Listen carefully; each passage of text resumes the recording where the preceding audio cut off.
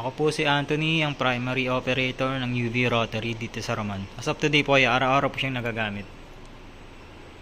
This week, ang UV Rotary ay naka 131 pieces. Ito po ang consumable sa varnish, sa white, sa black, sa yellow, sa magenta, at sa cyan.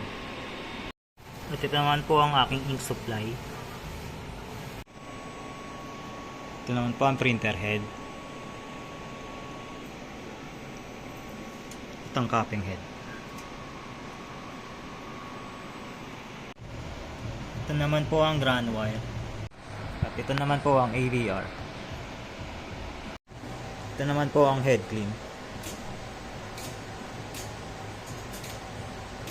Ito naman po ang tawang pag nasa check.